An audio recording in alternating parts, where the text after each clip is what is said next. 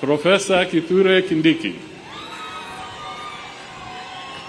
to come forward and make his remarks, and thereafter invite His Excellency the President to speak to us. Makofi tafadhali.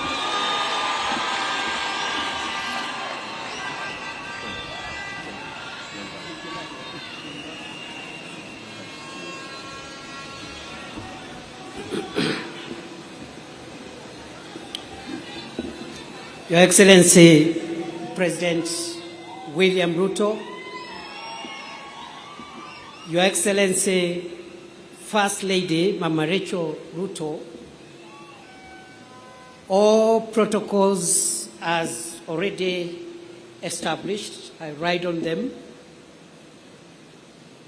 No arms of government or agencies, and the representations of foreign and friendly countries present. Your Excellency, sir, words fail me to explain how grateful I am today.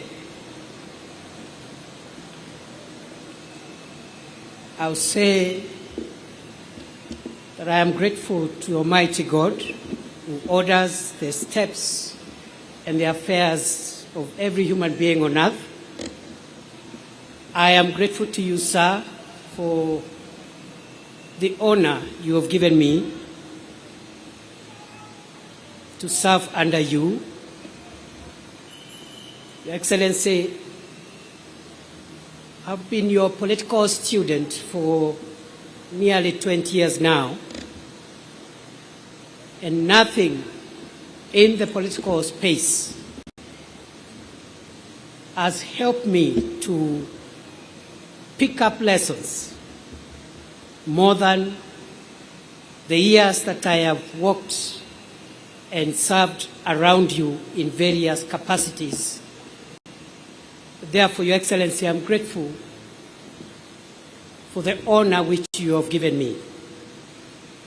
I promise you, before this congregation and before God, that I will not let you down for the privilege you have given me. Your Excellency, sir, in the same breath of gratitude, I am grateful to all the institutions who have facilitated this process, including the ceremony we are having today.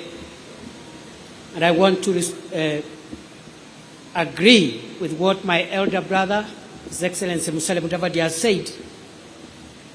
Whatever has happened in the last few weeks, and indeed in the recent past, is a testament of the maturity of our democracy, and is a testament that our institutions work.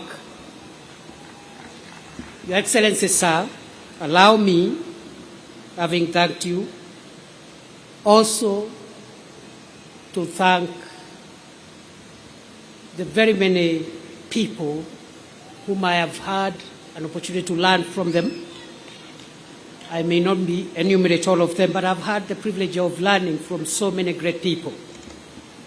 And even as we celebrate our Constitution and our democracy, I pay tribute to those who purposed to fight for and defend the establishment of our country and our constitutional order.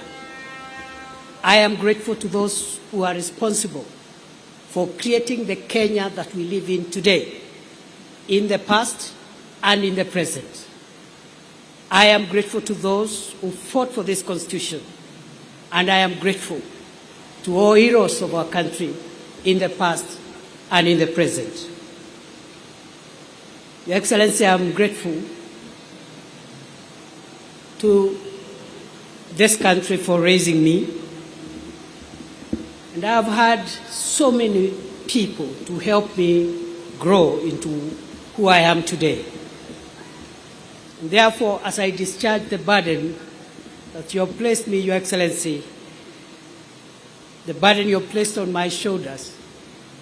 I am grateful that I will discharge that burden with the benefit of having grown and continuing to grow under the feet of not just my father and mother who gave birth to me, but the many elders of their generation who helped me to shape and make me what I am today over time. I am truly grateful. Those who taught me in the formal and the informal setup. Your Excellency, I'm grateful to my family. With your permission, I want to pay tribute to 4 people who have made huge sacrifices, especially in the 14 years, 15 years or so I have been in politics. Before then, I had spent a decade in academia, and of course I'm also grateful to the professors and the colleagues with whom we worked with. But allow me, Your Excellency, today, on a moment like this one, to thank my wonderful wife, Joyce Kithure, a woman who has sacrificed, a professional in her own right, but who has sacrificed to raise our 3 children, Imani, Neema, and Mwende.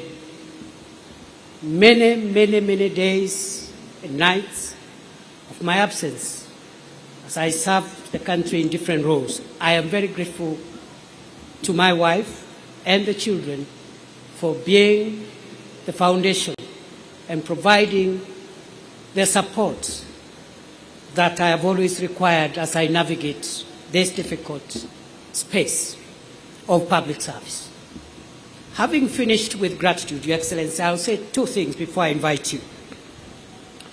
The first is to affirm that throughout my journey, culminating with this moment, I have come to believe that Kenya is the country of possibility. Your Excellency, for a person such as I to stand here today and take oath of the office of the Deputy President, it can only happen in Kenya.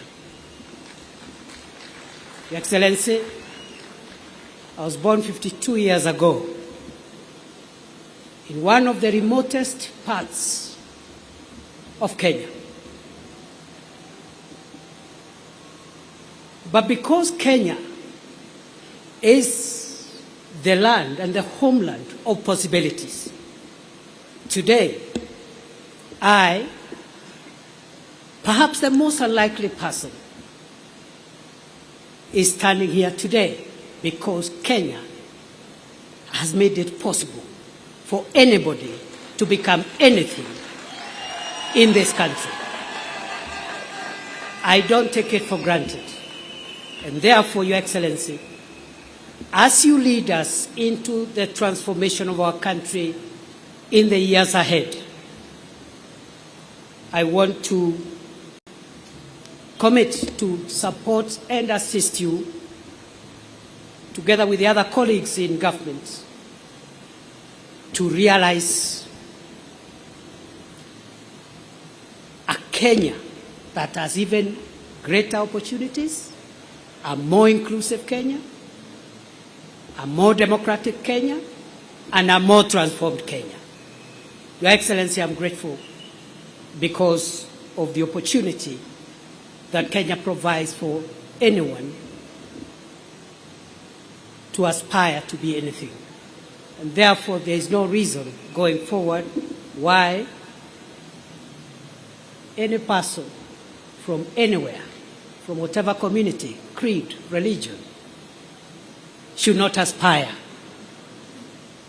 to become anything in our country, because I am a testament that Kenya is the homeland of possibilities. Finally, Your Excellency, I have reflected on the words of the oath of office I have taken, both the oath of allegiance and also the oath for due execution of the functions of the office of the Deputy President. And in that regard, I want to commit to you, as I end my remarks, I want to commit to you before this congregation and before the Almighty God, who is acknowledged in the Constitution, that I will serve under you and provide you with the assistance and support you require to take this country to the next level. I commit I will be loyal and faithful. I will try the best of my ability to work hard together with the other colleagues to lighten the burden that you carry on your shoulders, Your Excellency. If I may say so, a day when I have received the highest honor yet of my life, and I don't take that for granted. I want to pray that God will give me wisdom to do what I must, and to the colleagues whom we have worked with and will continue to work with, I want to say that I'll provide continuity so that we can be able to all work together and deliver for this country. I forgot, Your Excellency, to thank, when you gave me the task the last 2 years of serving in the Ministry of Interior, there are wonderful people whom I have worked with: Ngao, the police, the prisons, immigration, and all the departments and agencies in the Ministry of Interior. The little successes that we could have achieved, I attribute those successes to my colleagues. If there have been a few challenges, I take responsibility for those challenges. Your Excellency, with those many remarks, thank you very much for giving this privilege.